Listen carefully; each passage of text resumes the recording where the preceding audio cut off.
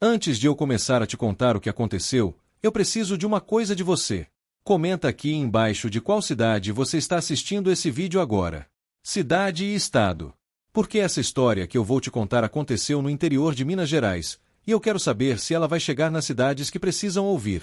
Eu nunca esqueci o cheiro de cera derretida misturado com o incenso daquela Quinta-feira Santa. Nunca esqueci o som dos tambores que anunciavam a procissão do Senhor Morto enquanto eu estava parado na rua com o cacetete na mão, olhando para uma fileira de pessoas ajoelhadas no asfalto que não cediam nem um centímetro. Crianças com roupas brancas carregando velas. Velhos de joelhos no chão de pedra, com aquelas faces que só o tempo e a fé juntos conseguem esculpir.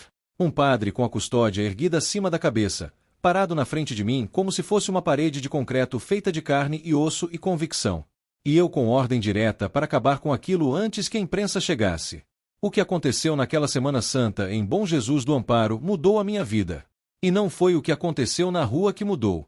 Foi o que aconteceu dentro da prefeitura naquela mesma madrugada, num gabinete sem janela aberta, com a energia cortada, enquanto um vereador que não acreditava em nada ficou de joelhos no carpete com as mãos no peito chorando sem conseguir parar. Mas eu preciso começar do começo. Porque essa história não começa na Semana Santa. Ela começa muito antes. Meu nome é Edilson Batista Queiroz. Em abril de 2019, eu tinha 37 anos e 8 anos de carreira na Polícia Militar de Minas Gerais, lotado na cidade de Bom Jesus do Amparo, que fica no Vale do Rio Doce, a pouco mais de 100 quilômetros de Belo Horizonte. Bom Jesus do Amparo tem pouco mais de 11 mil habitantes. É daquelas cidades do interior mineiro que mantiveram algo que as cidades maiores foram perdendo ao longo do tempo sem perceber. As pessoas se cumprimentam na rua pelo nome. As feiras acontecem toda semana na Praça Central. Os comércios fecham no meio do dia para o almoço em família. E a Semana Santa é tratada como que ela sempre foi para aquelas famílias, o evento mais sagrado do ano. Fui criado em Sabará, cidade histórica perto de Belo Horizonte, filho de família católica do interior, daquelas em que a fé é passada de geração em geração com a mesma naturalidade com que se passa o jeito de fazer pão de queijo. Minha mãe rezava o terço todas as noites depois do jantar. Meu pai ia à missa todo domingo sem falta, com a camisa branca passada a ferro que ele guardava só para isso. Cresci dentro desse ambiente. Fiz a primeira comunhão, fiz crisma, participei do grupo jovem na adolescência. Mas com o tempo, como acontece com muita gente, a prática foi ficando para trás. Não foi uma ruptura. Foi um afastamento lento, quase imperceptível. Entrei na polícia, me casei com a Cida, vieram os 2 filhos, a vida foi se enchendo de outras coisas, e Deus foi ficando numa gaveta que eu abria só nas emergências. Em Bom Jesus do Amparo, a Semana Santa era organizada pela Irmandade de Nossa Senhora das Dores, que existia naquela cidade há mais de 200 anos. Não é força de expressão. A Irmandade tinha documentos do século XVIII guardados numa caixa de madeira entalhada dentro da sacristia da Igreja Matriz, e o padre responsável, Padre Cláudio Ferreira Mendes, um homem de 67 anos com cabelo completamente branco e aquela voz pausada de quem já pregou tantos anos que não precisa mais forçar nenhuma palavra, tinha o hábito de mostrar esses documentos para os jovens da catequese toda vez que queria explicar o que significava uma tradição viva. A procissão do Senhor Morto, que acontecia na tarde da Sexta-feira Santa, era o coração de tudo. Saía da Igreja Matriz às 16 horas, percorria as ruas históricas do centro da cidade, passava pela Praça da Matriz, descia pela Rua do Rosário, subia pela Rua São João e retornava à igreja pela Rua da Saudade, que era chamada assim desde o século XIX, quando as mulheres que aguardavam os maridos que tinham ido à guerra ficavam naquela rua olhando para o horizonte. O percurso inteiro durava pouco menos de 2 horas e envolvia paradas em 7 pontos específicos da cidade, os chamados Passos da Via Sacra, onde a procissão parava, o padre lia um trecho do Evangelho da Paixão, e a multidão respondia em canto. Um canto grave, lento, que subia pelas serras ao redor da cidade e voltava em eco. O Andor do Senhor Morto era uma peça de arte sacra do século XIX. Uma escultura de madeira policromada de Cristo deitado no esquife, com o rosto inclinado para o lado, as mãos cruzadas sobre o peito, o corpo coberto por um pano de renda branca bordado à mão pelas mulheres da Irmandade, renovado a cada ano. A escultura tinha sido restaurada nos anos 90 por um conservador de arte sacra que veio de Belo Horizonte e que, ao terminar o trabalho, disse ao padre que havia encontrado dentro da estrutura original traços de técnica que remetiam à influência de Aleijadinho. Não era possível confirmar com certeza, mas a possibilidade ficou na memória da cidade como um detalhe que fazia o objeto ainda mais carregado de significado. 8 homens da Irmandade carregavam o andor em revezamento, com luvas brancas, paletó escuro e gravata. Eram escolhidos anualmente por um processo de eleição interno à Irmandade, e para muitas famílias da cidade, ter um homem escolhido para carregar o andor era motivo de orgulho que durava o ano inteiro. Naquele ano de 2019, a procissão estava sendo aguardada com uma energia diferente. O padre Cláudio havia anunciado que aquela seria sua 32ª Semana Santa consecutiva na cidade, e a comunidade havia organizado uma homenagem silenciosa que ele não sabia que existia. Uma corrente de velas ao longo de todo o percurso da procissão, acesas pelas famílias nas janelas e calçadas de suas casas, de modo que o caminho inteiro estaria iluminado de dentro para fora, pelos próprios moradores, como a cidade se iluminando a si mesma para o padre que a havia iluminado por 3 décadas. O problema começou 4 dias antes da Sexta-feira Santa, numa reunião que eu só soube que tinha acontecido depois, por um colega que trabalhava na secretaria da prefeitura. O prefeito de Bom Jesus do Amparo naquele período era um homem chamado Valdir Saraiva Pinto. Tinha 54 anos, havia vencido a eleição 2 anos antes com o apoio de um grupo empresarial que tinha interesses na expansão imobiliária do centro histórico da cidade. Valdir era da geração que aprendeu política no clientelismo do interior mineiro, no tipo de relacionamento onde o favor e a dívida andam sempre juntos e onde a palavra empenhada vale até o momento em que vale não vale mais. Não era um homem ruim no sentido simples da palavra. Era um homem que havia aprendido a colocar o interesse próprio e o dos seus aliados acima de outras considerações, e que havia feito isso por tanto tempo que já não sentia o peso moral desse hábito. O grupo que financiou sua campanha tinha interesse específico naquela Semana Santa. Havia um projeto de reurbanização do centro histórico que estava sendo discutido na Câmara Municipal, envolvendo a transformação da Rua da Saudade, que era parte do percurso tradicional da Procissão do Senhor Morto, numa via de acesso prioritário para um complexo comercial que o grupo pretendia construir. Para que o projeto avançasse sem oposição pública significativa, era importante que a Rua da Saudade não aparecesse nas imagens da Semana Santa associada à tradição histórica e religiosa da cidade. Imagens de uma procissão secular passando por aquela rua, publicadas nas redes sociais e na imprensa regional, complicariam a narrativa de que a rua era apenas uma via pública sem valor simbólico particular. A justificativa oficial que Valdir usou para bloquear o percurso foi a de que as pedras do calçamento histórico da Rua da Saudade representavam risco à segurança dos participantes, especialmente para idosos e crianças, e que a prefeitura não poderia assumir responsabilidade civil por eventuais acidentes no evento sem seguro de responsabilidade devidamente atualizado. Mentira calculada e documentada. O padre Cláudio havia apresentado toda a documentação da procissão à prefeitura 40 dias antes, incluindo o seguro de responsabilidade civil, que a Irmandade renovava todo ano sem falta há mais de 30 anos. O documento estava protocolado, tinha número de registro, tinha carimbo e assinatura do próprio servidor que o recebeu no guichê. Mas Valdir ligou para o comandante da companhia na quarta-feira da Semana Santa com uma instrução direta. A procissão não poderia passar pela Rua da Saudade, e se o padre tentasse insistir no percurso original, a polícia deveria atuar para desviar a multidão antes que chegasse à entrada da rua. Eu soube da instrução na manhã da Sexta-feira Santa. Fomos reunidos na companhia às 14 horas, 2 horas antes do início da procissão. Éramos 7 policiais, mais o sargento Vander Gonçalves, um homem de 48 anos que tinha 22 de corporação e que era conhecido por nunca ter dado uma ordem que ele mesmo não estivesse disposto a cumprir. O sargento nos reuniu na sala de briefing e explicou a situação com a objetividade de quem separa a função da opinião pessoal. Recebemos determinação da prefeitura para impedir que a procissão adentre a Rua da Saudade. Posicionamento será feito na esquina da Rua São João com a Rua da Saudade, antes das 16h30. Usem os equipamentos se necessário para desviar a multidão. Olhei para os lados. O cabo Genivaldo Alves estava olhando para a mesa com os lábios apertados. A soldado Adriana Fonseca, que eu sabia que era da coral da paróquia e que cantava na missa todo domingo, estava com os olhos fixos num ponto indeterminado da parede, com aquela postura de quem está ouvindo mas está em outro lugar ao mesmo tempo.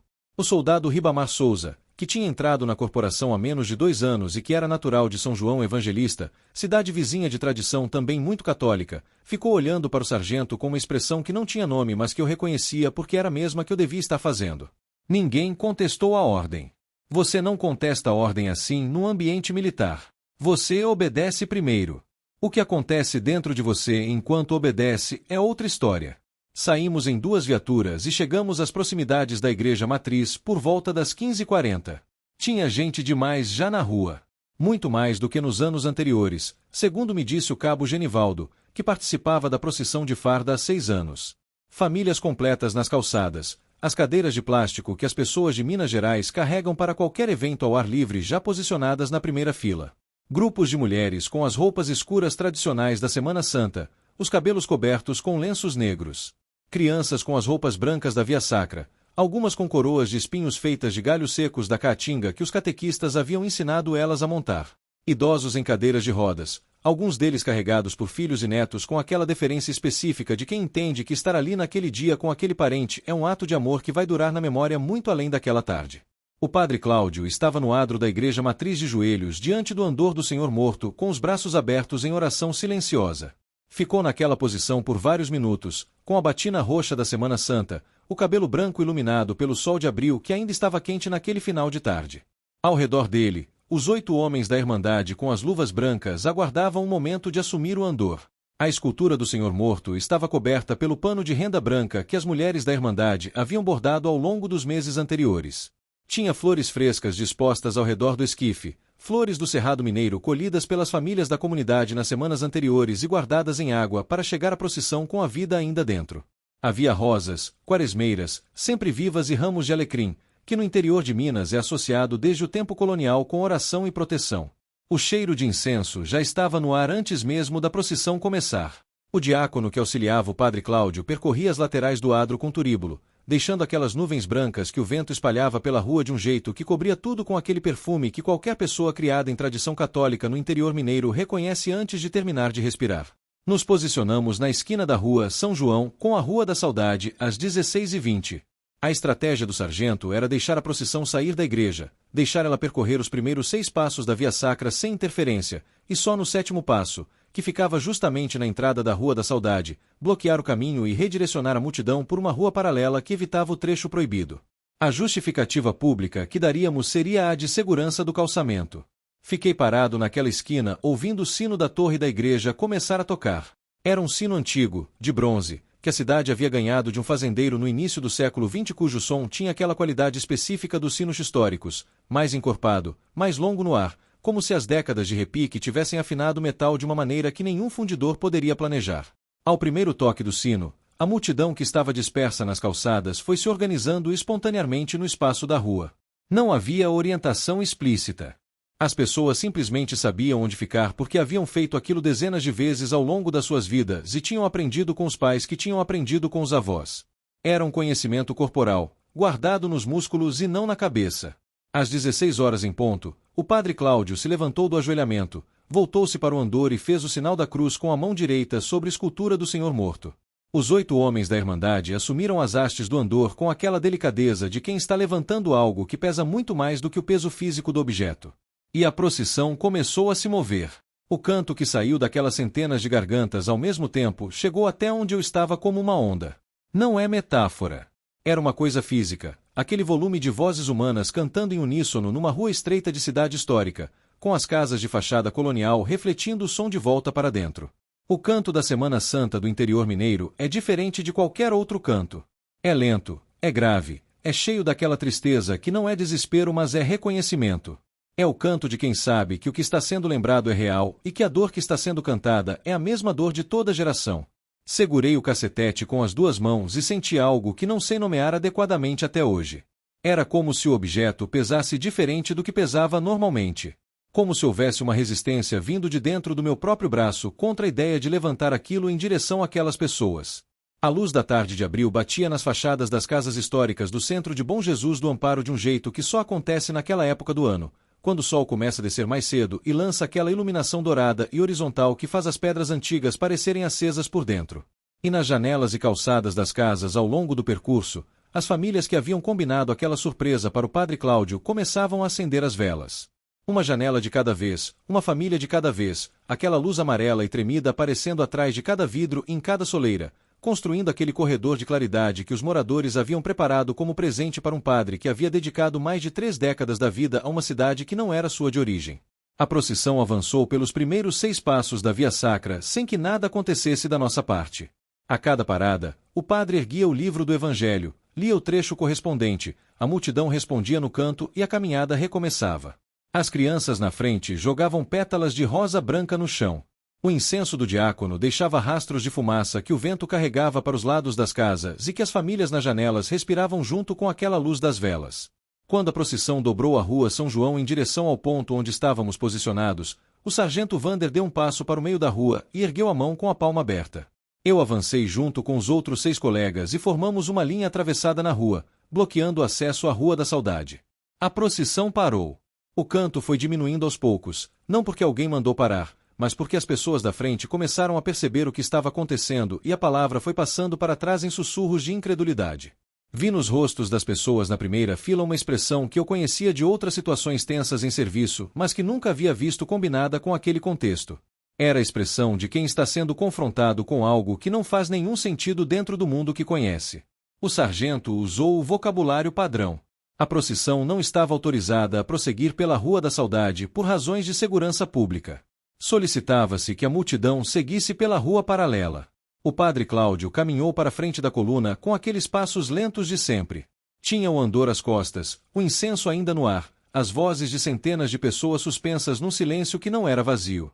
Era um silêncio carregado, como o ar antes de uma tempestade, exceto que não havia tempestade.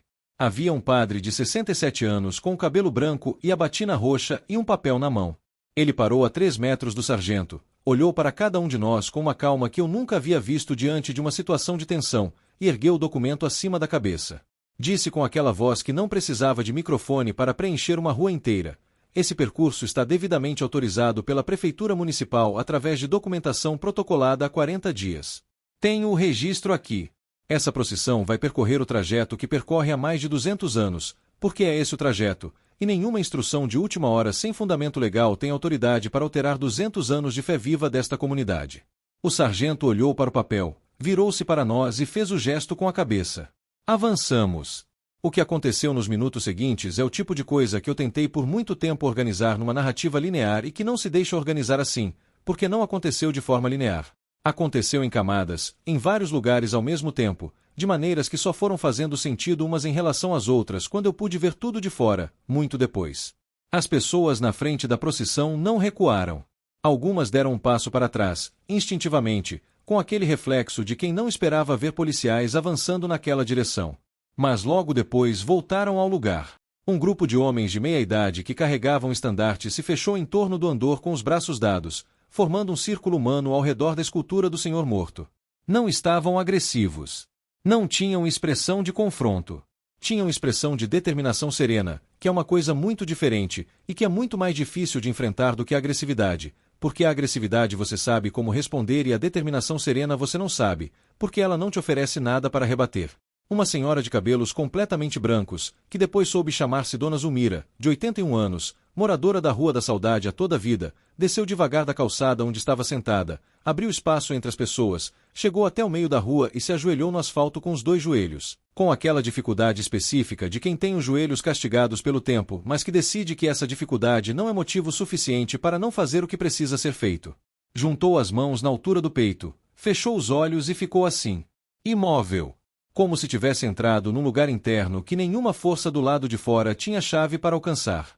Um homem de uns 40 anos, de camisa azul e calça de trabalho, que depois soube ser carpinteiro e morador do bairro do Rosário, posicionou-se diante dos homens que carregavam o andor, abriu os braços e ficou com as costas voltadas para nós, de frente para a escultura do Senhor morto, numa postura que não era agressão mas era proteção. Era o gesto de um corpo que diz que para passar por aqui você vai ter que passar por mim primeiro. Jovens de 18, 20 anos se posicionaram lado a lado com as mãos estendidas para a frente. Palmas abertas, olhando para nós sem raiva e sem medo. Aquela geração que as pessoas da minha idade costumam dizer que não tem mais fé ou comprometimento estava ali com as palmas abertas na Sexta-feira Santa, diante de policiais fardados, sem pestanejar. O cabo Genivaldo foi o primeiro a usar o cacetete. Deu um golpe no braço de um rapaz de 20 e poucos anos que estava no meio do grupo dos jovens. O golpe foi seco e o rapaz exclamou de dor e recuou, segurando o próprio braço, mas não saiu da fileira. Ficou onde estava segurando o braço machucado e continuou de frente para nós. E a partir daí a coisa ficou feia de um jeito que eu não sei descrever sem que minhas mãos fiquem pesadas só de lembrar. Crianças começaram a chorar. Aquele choro de susto que não é choro de dor física mas de incompreensão, de um mundo que de repente não funciona das formas que deveriam funcionar. Mulheres gritaram o nome de filhos e netos e tentaram puxá-los para longe da confusão. Idosos eram amparados pelos mais jovens que os afastavam para as calçadas com cuidado de quem sabe que aqueles corpos não podem levar um impacto. Alguns homens mais jovens que não faziam parte do grupo de proteção do andor tentavam interceder, se interpondo entre os policiais e as pessoas mais vulneráveis, e acabavam sendo atingidos no processo. O padre Cláudio ficou parado onde estava. Não recuou. Não avançou. Ficou com o livro do Evangelho na mão esquerda e o papel do protocolo na mão direita, os lábios em movimento de oração silenciosa, os olhos abertos e calmos como se estivesse celebrando missa no altar e não no meio de uma rua em que tudo estava virando ao redor dele. E então eu travei. Não foi uma decisão consciente da minha mente. Não foi hesitação tática. Não foi nada que eu possa atribuir a uma análise racional da situação. Foi algo que veio de dentro de uma forma que ainda hoje, depois de muitos anos, não consigo descrever com palavras que sejam completamente adequadas. Parei no meio da rua com o cacetete levantado e não consegui descer o braço. Olhei para o andor do Senhor morto. A luz da tarde de abril batia diretamente sobre a escultura de um ângulo que eu não havia notado até aquele momento, e a face inclinada de Cristo na escultura estava iluminada de um jeito que fazia os traços do rosto parecerem mais definidos do que o material de madeira pintada deveria permitir. Aquele rosto tinha uma expressão que eu não havia observado quando havia ajudado a carregar o andor no dia anterior para o ensaio da procissão. Não era o rosto de uma escultura do século XIX. Era o rosto de alguém que estava vendo tudo o que estava acontecendo naquela rua e que tinha uma opinião sobre isso que eu não era capaz de ignorar. Não foi uma voz. Não foi uma visão sobrenatural com bordas definidas e luz separada da realidade ao redor. Foi uma certeza. A mais absoluta e completa certeza que eu havia sentido em qualquer momento da minha vida. A certeza de que havia uma linha naquele ponto específico da rua que eu não estava autorizado a cruzar. E que essa autoridade não era do sargento Vander, não era do prefeito Valdir, não era de nenhuma hierarquia humana. Era de outro nível de realidade que não precisava de farda nem de cargo para ter peso. Baixei o braço. O sargento Vander me olhou de relance com uma expressão de interrogação. Eu não disse nada. Fiquei parado e deixei as pessoas passarem por mim. A procissão retomou. As pessoas que haviam recuado voltaram aos seus lugares na coluna. Os cânticos voltaram, mais baixos no início, como um motor que precisa de alguns segundos para retomar a rotação depois de ter sido forçado a parar, mas que vai ganhando força rapidamente até estar funcionando com mais intensidade do que antes de ter parado, como se a tentativa de interrupção houvesse acumulado uma pressão que precisava ser liberada e encontrou na música o canal para isso. 2 dos meus colegas continuaram tentando desviar pessoas para a rua paralela, sem resultado. A multidão era grande demais e estava comprometida demais com o que estava fazendo para ceder a instruções de desvio. O sargento Vander parou de dar ordens. Ficou no meio da rua vendo a procissão passar por ele como um rio que não para negociar com as pedras que encontra pelo caminho. A procissão entrou na Rua da Saudade. Nas janelas daquela rua, as velas que os moradores haviam acendido para o padre Cláudio formavam aquele corredor de luz que haviam preparado sem que ele soubesse. E quando a coluna dobrou a esquina e entrou na rua e o padre Cláudio viu aquelas centenas de velas nas janelas das casas históricas onde ele havia passado 32 anos visitando, batizando, enterrando e abençoando as famílias que moravam, ele parou por alguns segundos no meio da rua. Ficou olhando para aquilo. E então curvou a cabeça e ficou com ela baixa por um momento. Não viu o rosto dele naquele momento. Estava distante demais. Mas Dona Zulmira, a senhora de 81 anos que havia se ajoelhado no asfalto, me disse muitos meses depois que ela estava perto o suficiente para ver e que o padre chorou. Não com os ombros sacudindo, não com aquele choro visível que as pessoas às vezes exibem para comunicar emoção. Com aquele choro quieto de quem não está chorando para ninguém, que está chorando porque a emoção é grande demais para caber dentro de um peito só e precisa sair de algum jeito. Fui para a viatura e sentei dentro com a porta fechada, ouvindo no rádio o prefeito Valdir ligar para o sargento com a raiva crescente de quem deu uma ordem que não foi cumprida e precisa de alguém para responsabilizar por isso. O sargento dava respostas curtas e evasivas. A multidão era numerosa demais, havia crianças e idosos em situação de risco, o potencial de tumulto com feridos era alto demais para justificar a continuidade da ação. O prefeito gritou que aquilo teria consequências sérias para toda a companhia. Que ninguém sairia daquilo sem responder pessoalmente pela desobediência. O rádio ficou em silêncio. Lá atrás, a mais de 300 metros, eu conseguia ouvir o cântico chegando manso e firme pela rua da noite que começava a cair sobre Bom Jesus do Amparo.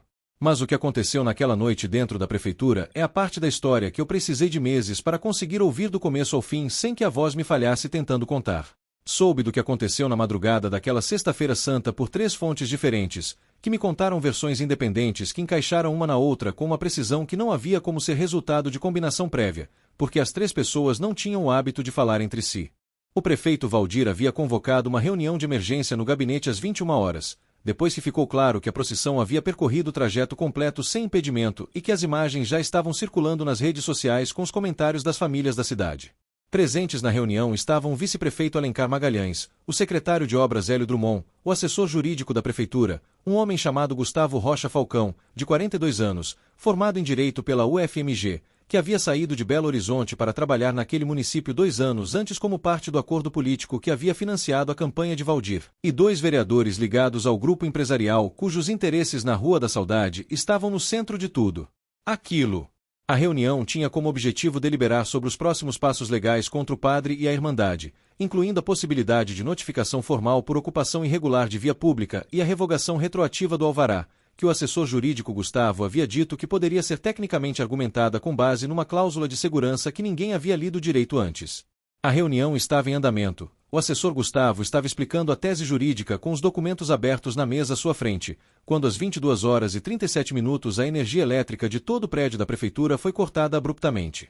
Não era falta de energia da concessionária. Os prédios ao redor da praça estavam todos com luz normal.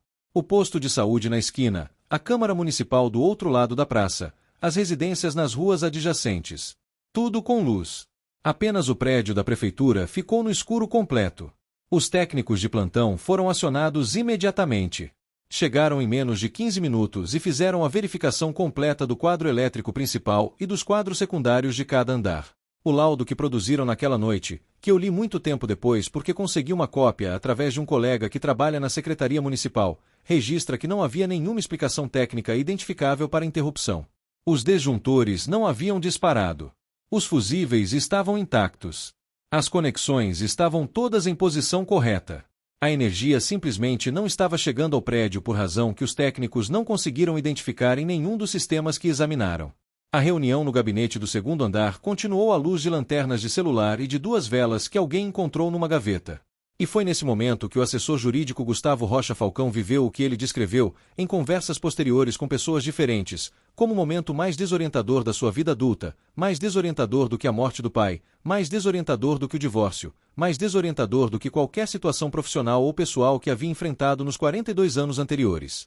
Ele estava sentado na cabeceira da mesa com a lanterna do celular iluminando os papéis, relendo a cláusula jurídica que estava tentando explicar ao prefeito, quando sentiu uma presença. Não viu nada entrar. Não ouviu nenhum som que não estivesse lá antes. Mas a presença era tão palpável e tão concreta que ele empurrou a cadeira para trás instintivamente e ficou de pé antes de entender por que o corpo havia feito isso. Gustavo era o tipo de pessoa que havia construído a identidade intelectual sobre a racionalidade. Havia saído da prática religiosa ainda na adolescência e passado as décadas seguintes num agnosticismo confortável que ele descrevia como uma posição de integridade epistêmica. Não era anticlerical.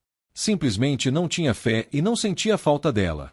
Era uma posição que ele havia articulado muitas vezes em conversas de corredor e que parecia sólida porque nunca havia sido testada de verdade. Naquela noite foi testada. Gustavo descreveu o que aconteceu em seguida para o padre Cláudio, numa conversa longa que tiveram semanas depois dentro da sacristia da igreja matriz, com a porta fechada. Descreveu para a esposa. Descreveu para um amigo íntimo em Belo Horizonte, numa ligação que durou mais de 2 horas. Todas as versões que chegaram até mim, por caminhos distintos, são consistentes nos elementos centrais. A temperatura do ar no gabinete mudou de forma brusca no espaço de poucos segundos, ficando mais densa e ao mesmo tempo mais límpida, 2 qualidades que pareceriam contraditórias se eu não estivesse descrevendo algo que evidentemente não seguia as regras habituais do ar que nós respiramos normalmente. Então surgiu uma luz no gabinete. Não vinda de nenhuma fonte elétrica. Não vinda de nenhuma janela. Uma luz que estava no espaço, dourada e estável, sem vibrar, sem piscar, com uma intensidade que iluminava a sala inteira de uma maneira que nenhuma lâmpada daquele prédio teria capacidade de replicar. E dentro daquela luz havia uma forma. Gustavo disse que levou alguns segundos para que seu cérebro conseguisse processar o que os olhos estavam vendo, porque a imagem que estava diante dele não estava prevista em nenhum dos sistemas de referência que sua educação e experiência haviam construído para dar sentido ao que entra pelos olhos. E quando o processamento chegou, ele disse que a forma era reconhecível como a figura de Cristo, não com a indeterminação vaga de algo que pode ser interpretado de várias formas, mas com aquela precisão específica que você associa com representações que você conhece desde a infância, aquela representação que está nas igrejas, nos quadros, nas medalhas, nos terços. Não a imagem do Senhor morto deitado no esquife. A imagem de Cristo de pé, com a expressão que Gustavo descreveu de uma maneira que ficou gravada em mim quando ele me contou pessoalmente, meses depois, numa conversa que pediu para ter comigo depois de saber que eu havia estado na rua naquela tarde. Ele disse que a expressão era de quem está vendo tudo com perfeita clareza e que não está julgando no sentido condenatório, mas que está vendo com uma completude que não deixa nenhum detalhe de fora e que diante daquela visão completa do que tinha acontecido naquele dia, não havia nenhuma justificativa que ele pudesse construir que não parecesse exatamente o que era. Gustavo ficou de pé por alguns segundos. Depois ficou de joelhos. Não foi uma decisão. Foi o que o corpo fez. Ele contou que sentiu os joelhos irem para baixo sem ter dado a instrução consciente para isso, como se houvesse uma força que não era exterior a ele, mas também não era exatamente a sua vontade habitual que estava operando o corpo naquele momento. E quando os joelhos tocaram o carpete do gabinete da prefeitura, começou a chorar. Não o choro de quem está em sofrimento. O choro de quem está em rendição. Que é completamente diferente e que qualquer pessoa que já chorou assim reconhece imediatamente como uma categoria separada. Os outros presentes no gabinete viram aquilo acontecer à luz daquela claridade que não tinha fonte identificável. O vice-prefeito Alencar recuou para a parede mais próxima. Um dos vereadores saiu pela porta sem dizer nada e desceu as escadas mais rápido do que as escadas provavelmente haviam sido descidas em muito tempo. O secretário Hélio ficou parado com a mão apoiada na cadeira, olhando para aquela luz com a expressão de quem está vendo algo que é simultaneamente impossível e absolutamente real. O prefeito Valdir ficou atrás da mesa, com as duas mãos planas sobre a superfície, olhando para a luz sem se mover. Ninguém que estava presente naquele gabinete e com quem eu conversei depois me soube descrever a expressão de Valdir de forma precisa. O mais próximo que qualquer um chegou foi dizer que era a expressão de alguém que está sendo desarmado de dentro para fora, que sente todas as razões que havia construído para cada coisa que havia feito ao longo de muito tempo se desfazendo em sequência, como cartas num castelo que começa a ceder a partir da base. A luz permaneceu no gabinete por aquilo que todos os presentes estimaram como aproximadamente 5 minutos, com margens que variavam porque nenhum deles estava olhando para o relógio. Foi diminuindo gradualmente, não em flash de apagamento, mas com aquela lentidão de algo que foi até onde precisava ir e está retornando ao lugar de origem com a mesma dignidade com que havia chegado. 30 segundos após a luz desaparecer completamente, a energia elétrica do prédio inteiro voltou. Todas as lâmpadas acenderam ao mesmo tempo. Os computadores reiniciaram. O ar-condicionado retomou o funcionamento com aquele barulho familiar de equipamento que reassume a operação normal. Como se nada tivesse acontecido. Exceto o que tinha acontecido. E todo mundo naquele gabinete sabia disso e ia continuar sabendo pelo resto da vida. O prefeito Valdir não assinou nada naquela noite. A reunião foi encerrada sem deliberação. Cada pessoa foi para casa em silêncio carregando aqueles minutos de luz dourada de uma forma que não tinha ainda com quem dividir, porque não havia vocabulário social disponível para o que tinham vivido e qualquer tentativa de contar pareceria ou loucura ou manipulação religiosa e nenhuma das duas era o que era. Gustavo Rocha Falcão chegou à igreja matriz no sábado pela manhã, antes das primeiras missas. Ficou esperando o padre Cláudio na porta da sacristia com a gravata afrouxada e a pasta de documentos no braço, não como assessor jurídico que veio tratar de assunto profissional, mas como homem que carregava algo dentro e precisava de alguém preparado para receber aquele tipo de coisa. Ficaram mais de 2 horas com a porta fechada. Depois Gustavo saiu da sacristia, foi até o banco da terceira fila, o mesmo banco onde havia sentado em criança com os pais antes de sair da prática, e ficou lá por um longo tempo sozinho. Nos meses seguintes, o padre Cláudio recebeu 43 pedidos de batismo de adultos, um número que não tinha precedente nas últimas décadas da paróquia. Jovens que as mães tinham desistido de ver pisando num espaço de fé apareceram por conta própria para a catequese e para os grupos de jovens da comunidade. Famílias inteiras que estavam afastadas da prática há anos voltaram sem que ninguém as tivesse buscado. O prefeito Valdir apareceu na missa de Páscoa, no domingo seguinte, sentado num banco do meio da igreja, sem assessores, sem câmera, sem qualquer aparência de gesto político calculado. Ficou até o final, foi à comunhão e pediu para conversar com o padre. Não sei o que foi dito naquele encontro, porque padre Cláudio nunca revelou o conteúdo de conversas pastorais. Mas o que a cidade de Bom Jesus do Amparo observou nos meses seguintes foi que nenhum impedimento adicional foi colocado diante de nenhuma atividade religiosa e que a proposta de reurbanização da Rua da Saudade nunca mais voltou à pauta da Câmara Municipal. Gustavo Rocha Falcão pediu exoneração do cargo de assessor jurídico da Prefeitura em junho daquele mesmo ano. Voltou para Belo Horizonte e abriu um escritório de advocacia próprio. Ficou-me sabendo mais tarde que está envolvido ativamente numa paróquia de Belo Horizonte e que foi um dos organizadores de uma iniciativa de assistência jurídica gratuita para comunidades religiosas ameaçadas de perder espaços históricos por pressão imobiliária. Dona Zulmira, a senhora de 81 anos que se ajoelhou no asfalto da rua São João com os dois joelhos e ficou assim enquanto tudo acontecia ao redor, me procurou pessoalmente 6 meses depois, através do padre Cláudio, que sabia que eu era um dos policiais que havia estado lá. Ela queria me contar uma coisa que havia guardado desde aquele dia. Me disse que quando estava ajoelhada no meio da rua com os olhos fechados, no momento em que ainda havia confusão e barulho ao redor, ela sentiu uma mão pousada na sua cabeça. Uma mão que ela descreveu como calorosa e firme, com aquele tipo de toque que não precisa de força para comunicar proteção. Ela abriu os olhos e não havia ninguém à sua volta que pudesse ter feito aquilo. As pessoas mais próximas estavam a mais de 2 metros. Ela ficou em silêncio por um momento depois de me contar isso e então disse, com aquela clareza específica de quem passou 81 anos desenvolvendo um jeito de saber quando algo é real, era ele. Agora é o momento de você se inscrever no canal Milagres Cristãos, se ainda não fez isso, e de deixar o seu like nesse vídeo. Não pelo número. Porque essa história precisa chegar em quem está numa batalha injusta agora mesmo. E quem decide onde ela chega é você, compartilhando.